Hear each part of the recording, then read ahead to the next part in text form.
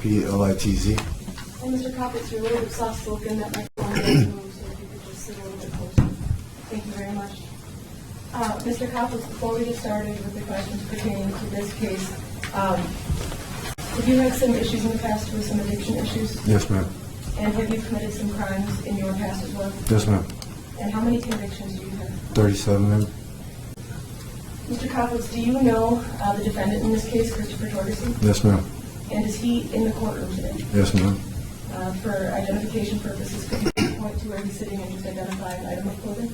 He's wearing orange glasses. I just record to reflect that identification. Okay.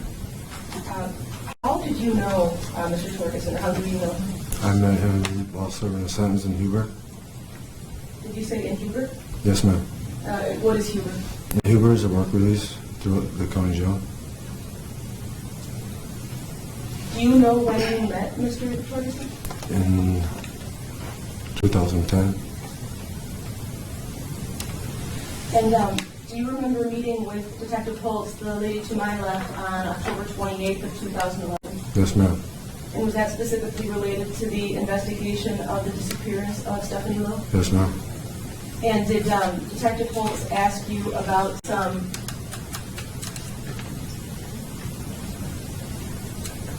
Did I say October 28th? I meant to say December 28th. I'm not sure. I'm nervous. If I said October, I meant to say December. I apologize.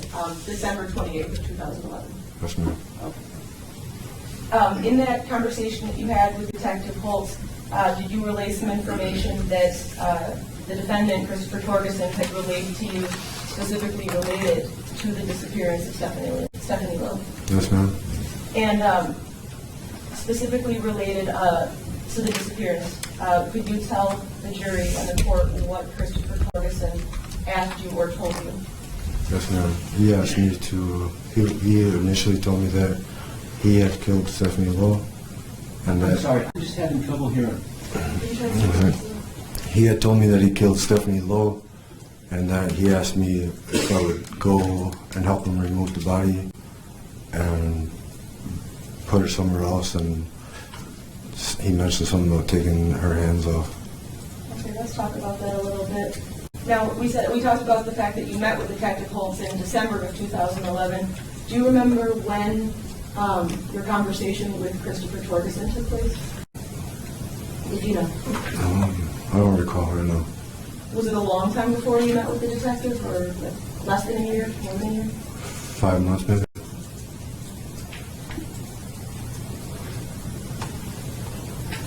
And you indicated that he was concerned about her hands. Can you talk a little bit more about what he told you related to her hands?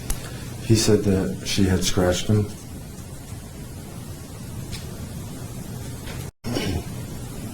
And so that caused him some worry about what? I would assume DNA. And you said he wanted to move her? Yes, ma'am. Did he tell you either specifically or in general where she was? He had mentioned that, I believe, somewhere up north.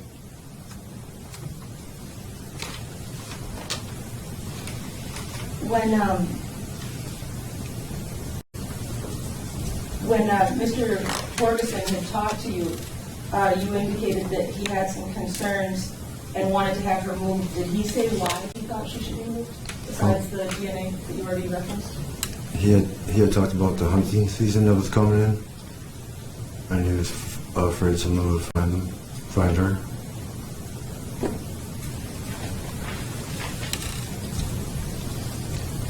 Did he ever mention anything to you about why? Well, if he had gone to Stephanie Lowe's residence. Initially, it was to hook up with her, and then it ended up turning to be that there was drugs in the house. Did he ever tell you where, if he knew, the drugs were located in the house? He had mentioned the safe.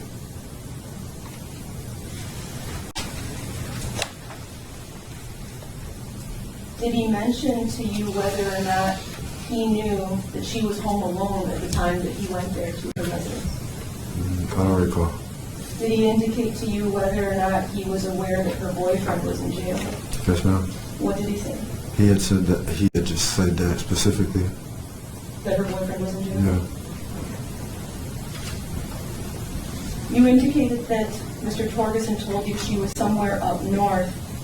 Did he give you any specifics about, it's going to sound like a strange question, but how she was, you said that he was concerned about somebody finding her. Was she buried, hidden? Did he indicate any of that to you? He had said that he had placed a rock over her body.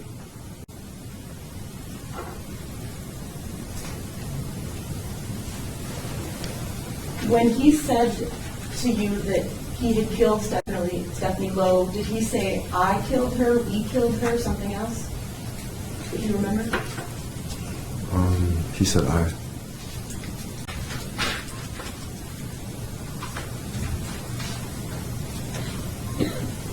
When Mr. Torgerson was telling you all of this, was he trying to get you to help him out with all of this? Yes, ma'am.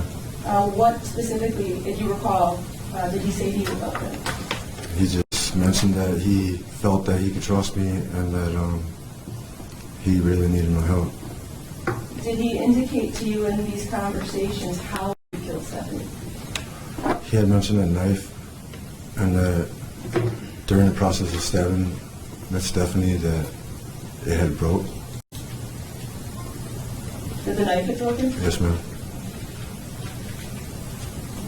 Did Mr. Torgerson ever tell you anything about anyone else being involved in where she was located up north in her burial or hiding? To the best of my knowledge, the only other person I knew about was Andrew. And the person that you knew as Andrea was Andrea Levinsky? Yes, ma'am. And did you know her to be Mr. Torgerson's girlfriend at that time? Yes, ma'am. And the mother of his child? Yes, ma'am.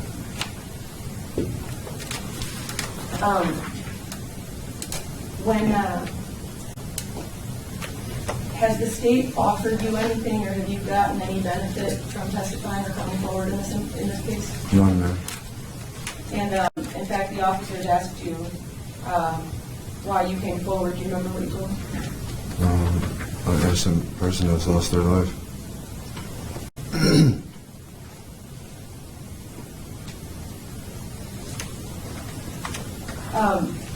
There's been some questions in previous testimony. Do you know Mr. Torgerson's ex-wife, Rebecca Torgerson? Yes, ma'am. And is anything that you're saying here today in any attempts because of your knowledge or your acquaintance with her? No, ma'am. And do you know the young lady that you mentioned before, Andrea Levinsky? Do you know her? Yes, ma'am. And are you doing any of this to try and help her? No, ma'am. Is everything you're telling the court today true? Yes, ma'am. So you never saw anything that Mr. Torgerson did. This is only what he told you. Yes, ma'am.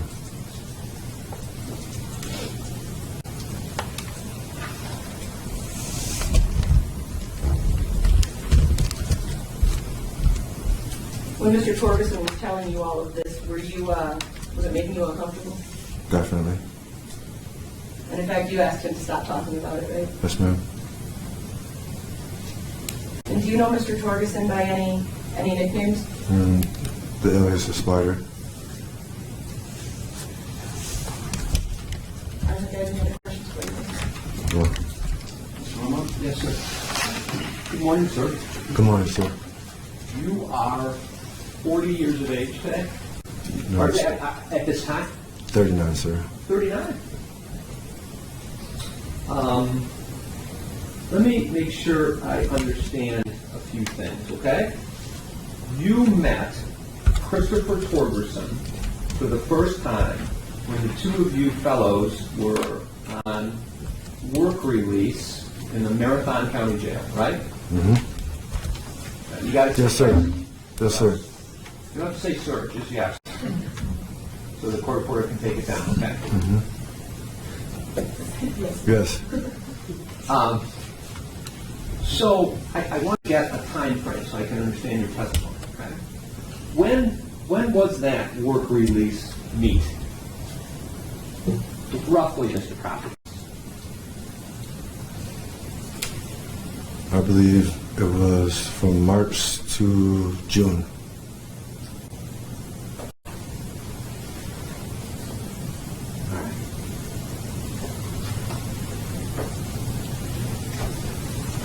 Of 2010, right? To the best of my knowledge.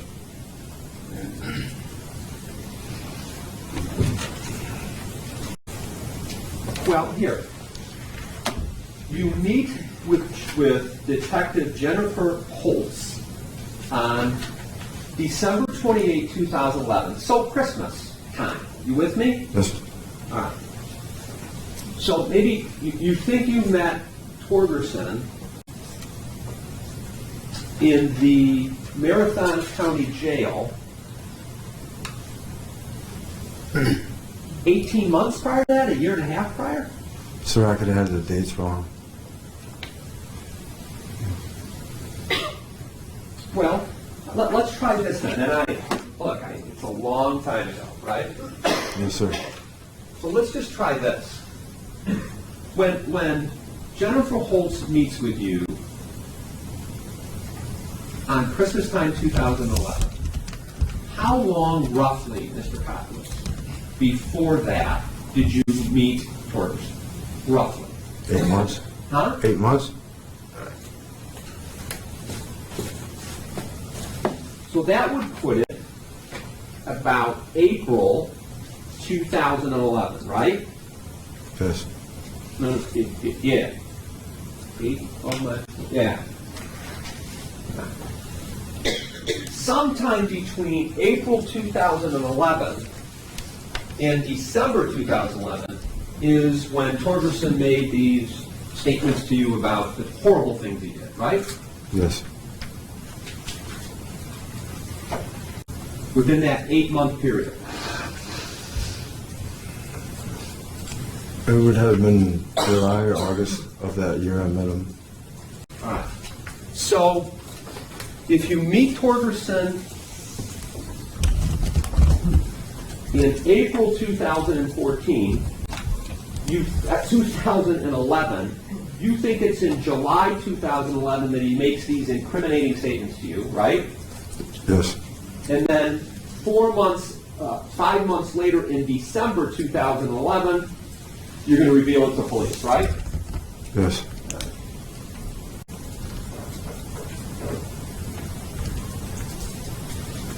Yeah, and then the hunting season is between July and December, right?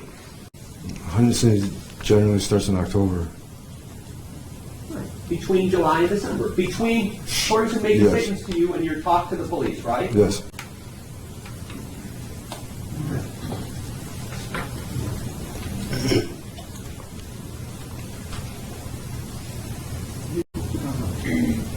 And with that understanding, that 8-month period we have, did you know Rebecca Torgerson before April 2011?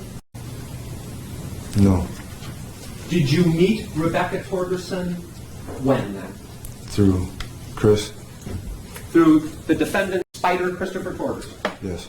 When did you meet Rebecca? Roughly, Rebecca Torgerson. July. Was it, you said Torgerson made some remarkable admissions to you in July 2011, right?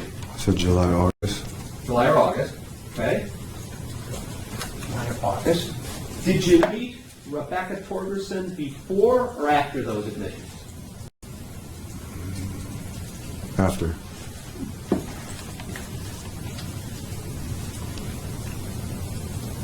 So when, you think it would have been in the same time, roughly the same month as the admissions? Don't recall.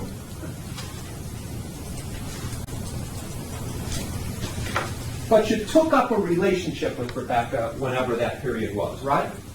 Rebecca Torgerson. It's brief. It was sexual in nature, was it not? Objection, relevance. Sustained.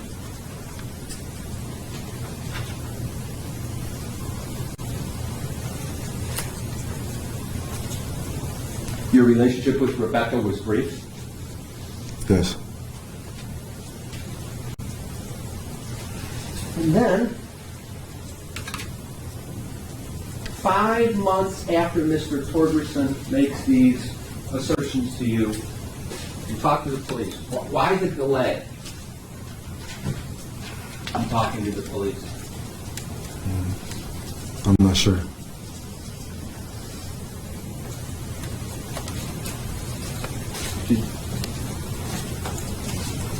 Just wake up one day and say it's time? Initially, I didn't believe it. When you were with Torgerson and he made this, where were you when he made this admission? Where were you physically located? In the car next to him, in the passenger seat next to him. Was this just one conversation or more than one? It was one. You're in a passenger seat of a car when he said all these things that you told Miss Ayala this morning, right? I have to change that. It was one time in the car and one time in the garage at Andrea's house. Okay. When was that second time? Okay, was the car conversation the first one? Yes. Was the Andrea house the second one? Yes. When was that one? Within a 2-week period, I believe. Within a 2-week period, you said? Yes. And that also then would be in this July-August time frame, right? Yes. Okay. Well, you testified this morning about a bunch of remarkable things Torgerson said. Did he say the same thing in both conversations? No. Okay. Well, let's break that down. The first one is when you're in the passenger seat in a car. Where are you guys physically located? July, August 2011, when he makes these admissions to you. Where are you located? In the car, like you said, going down, I believe, Highway O. You remember the road? Mm-hmm. Yes? Yes, I live right by it. Where were you guys coming from? Showtime. Showtime. Showtime is a tavern, exotic dance place. Yes, sir. Were you guys drinking? Objection, relevance? Well, Judge, let me tell you what I think the relevance is. Barron versus State, 55 second 460, regarding any kind of intoxication. Let me send material out to you.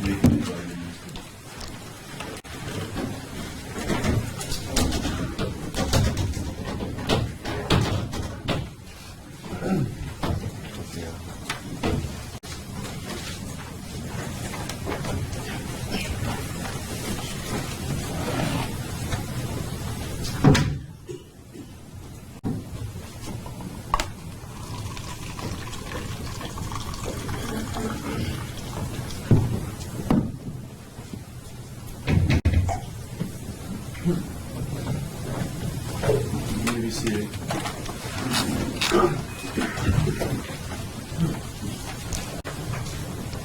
There is an objection, Judge. Barron versus State, 55 was second, Wisconsin second at 460, page 464. If a witness had been intoxicated at the time of the incident, the accuracy and credibility of testimony about the incident could be questioned.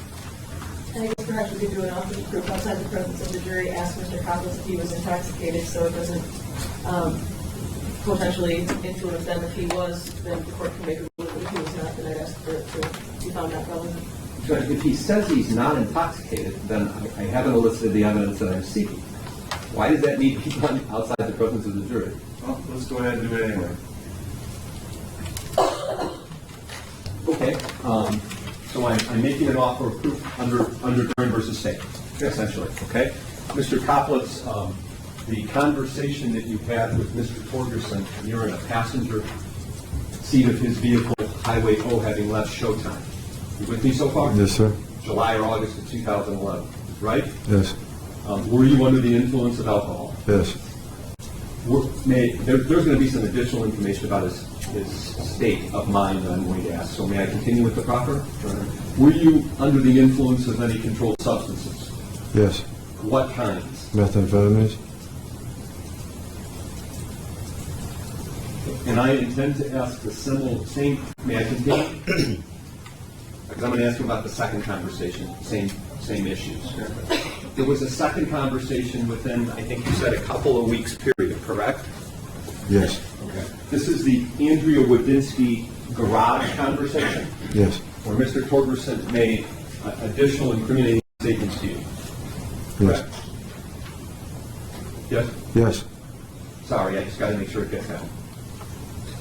Again, was that conversation in what time of day? If you remember. 11 in the morning. In the morning? Yes. Were you under the influence of alcohol at that time? No. Were you under the influence of any controlled substances at that time? Not yet. I just woken up. So the answer no to each of my questions. You were of good, solid mind, state, and body when that conversation happened, right? Yes. The second one. Yes. So I wouldn't ask any questions about that. The second conversation, Judge. I guess it's the state's request for outside the presence of the jury. If the defense would ask Mr. Koplitz, or I can ask it, if it affected his memory in any way. If it didn't, then I don't necessarily find that it's relevant. If it did, then obviously we have some issues, and Mr. Wilmouth is free to explore it. But if it didn't affect his memory or his understanding of what was being told to him, I don't think it's relevant. I think that's something that a jury gets to weigh. I think you can ask that question on redirect, but I think he's allowed to ask the questions as that first conversation, and you can ask the redirect, and the jury will decide how much weight to give it.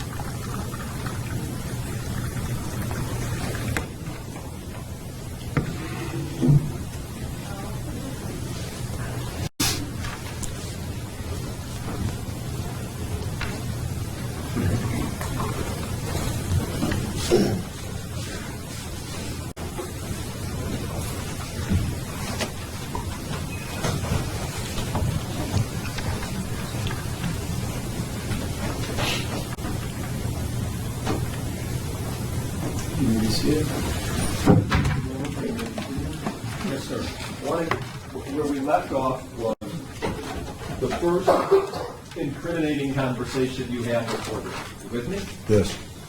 Highway O, driving along, Torgerson's driving, right? Yes. You're in the passenger seat, and you have left Showtime, the exotic dancer alcohol club, right? Yes. They sell alcohol there, right? Yes.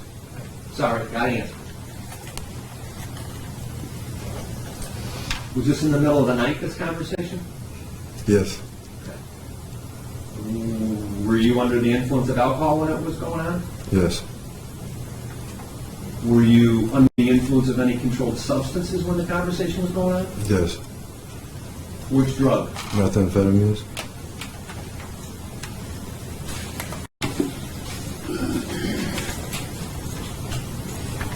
Now, during that conversation, number one,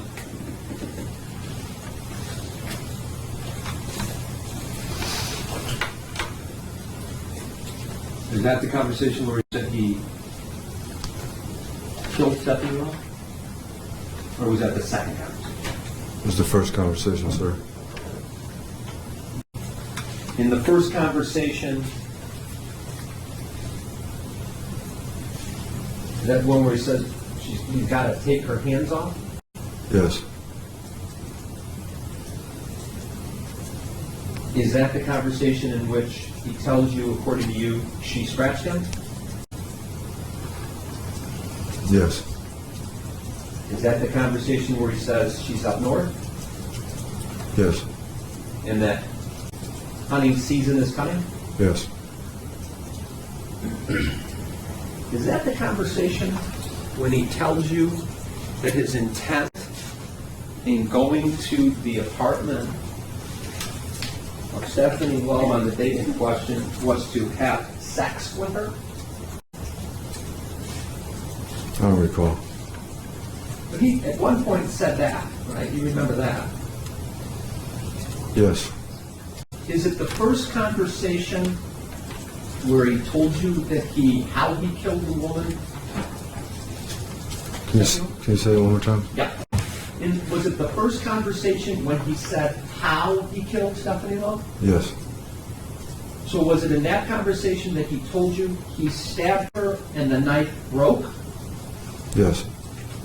And he told you he stabbed her and the knife broke where in her body? The neck. You say the neck? Neck or collarbone, I can't quite. Which is it?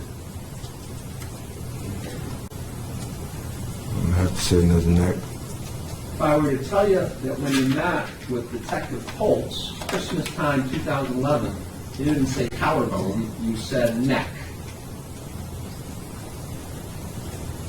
Would that refresh you? Does that make sense at all? Yes. You're confident he said that, right? Yes. And is it at that time when you're driving back or away from Showtime,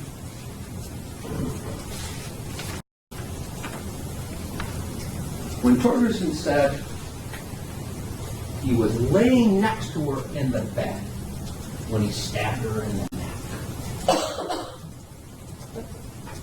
One moment, I think I have an objection that is doing something.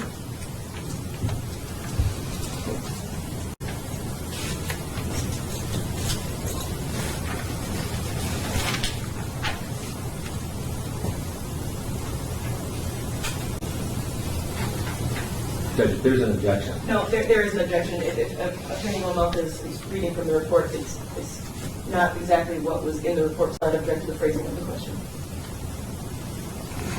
That's an appropriate objection, Judge. Is there an objection before the court? That is the objection. Objection is that stating the fact. To the form of the question, because the question misstates what's written in the report.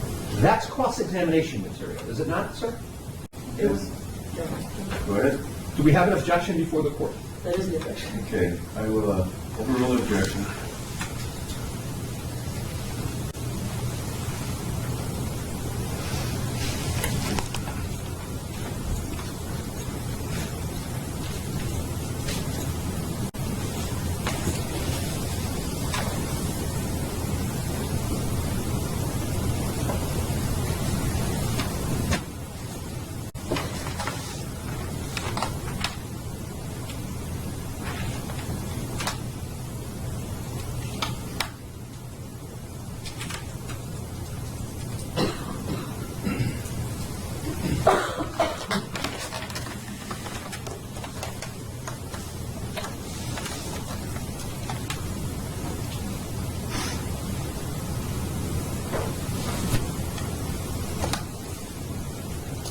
When you met with Mr. Torgerson in Andrea Ladinsky's condominium, was it a condominium in Whitespire?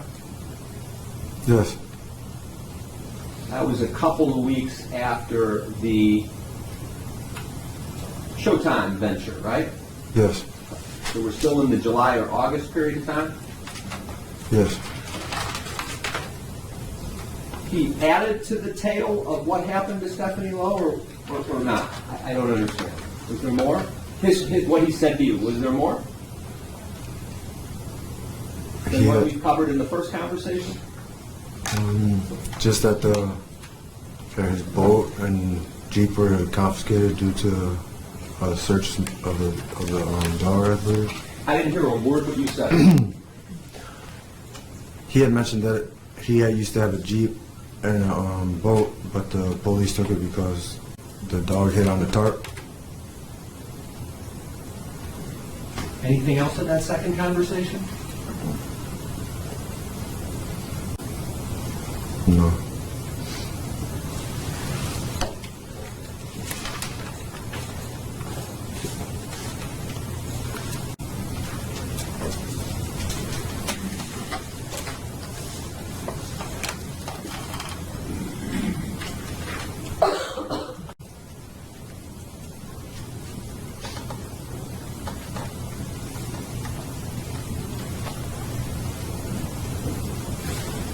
Thank you, Mr. Koplitz. I have nothing further with this witness.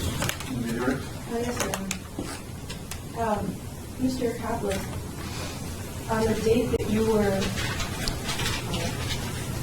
in the car with Mr. Torgerson, had he also been taking methamphetamines and drinking? Yes, ma'am. And he was driving at that point? Yes, ma'am. Attorney Wilmoth asked you if, But pronunciation of my name, I'm sorry, we should probably get that clear as Wilmer. I thought that was clear. Attorney Wilmoth was asking you questions. He asked if you were under the influence of alcohol. Were you to the point where you were not understanding or understanding what Mr. Torgerson was telling you? I understood him clearly. What was the answer, sir? I understood him clearly. And were you a heavy drinker and drug user at that point in time? More drugs than alcohol.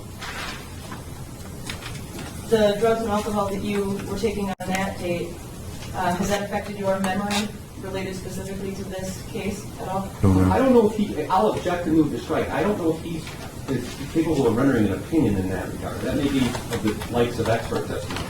Overruled.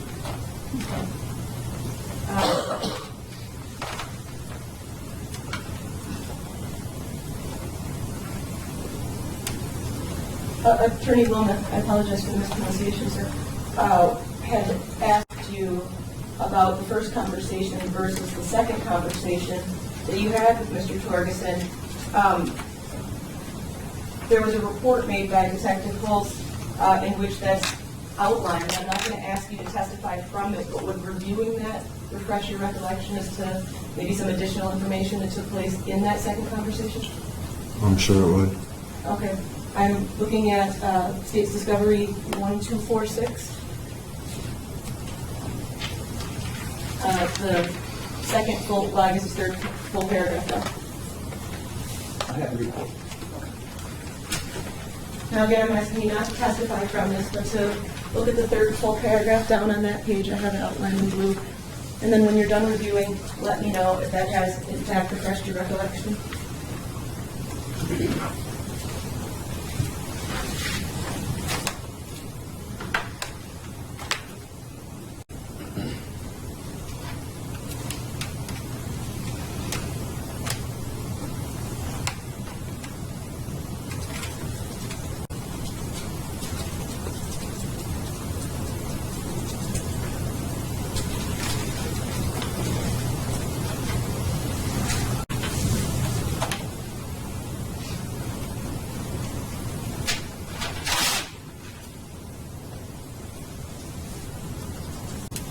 Yes, sir. I'll just take that back from you. Did that refresh your recollection, Mr. Koplitz? Yes, ma'am. Were there additional things that were discussed in Andrea Wadinsky's garage in your second conversation related to the disappearance of Stephanie Love? Yes, ma'am. Could you please tell the jury in the court what that was? It was the addition of the knife being part of a set or something like that. In fact, did you indicate to Detective Holtz that that they may have come across a knife? Yes, ma'am. And that Mr. Torgerson had indicated? Well, this is leading. Objection. Did Mr. Torgerson indicate to you whether or not that knife would possibly match anything else? It's a broken tip. More specifically, I guess, and I don't want to lead you, but did he indicate whether a knife that you mentioned would have matched any other knives of any kind? Well, you might not. Objection. There's not an intent to lead, but it is leading. I'll withdraw the question.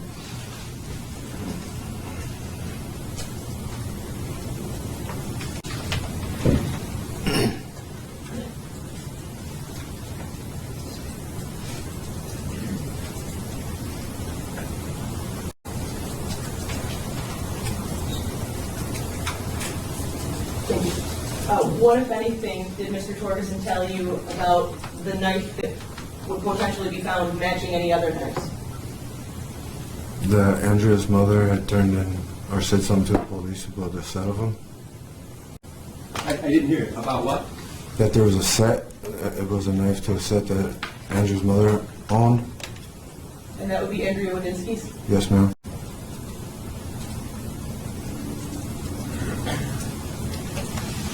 I don't think I have any other questions. Recross. Yes, and simply, obviously, this relates to that redirect.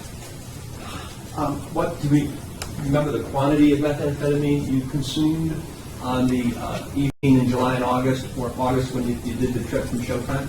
No, sir. Don't remember? No, sir. Then how do you know it didn't affect you?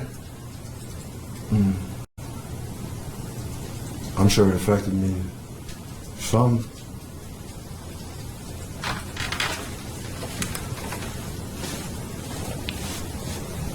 But you were sober as a judge in the condo apartment complex meeting, right? In the garage, right?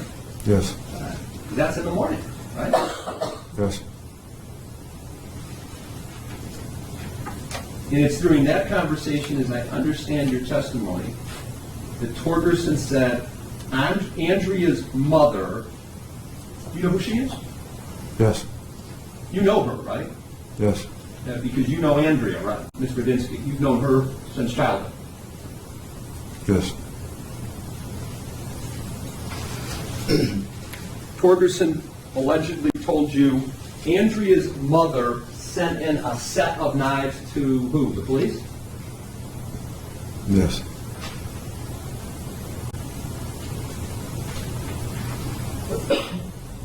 And Torgerson said the knife that was used to kill Stephanie Lowe matches that, is from that knife set? Is that what he told you that day? I'm not exact if those were the exact words used.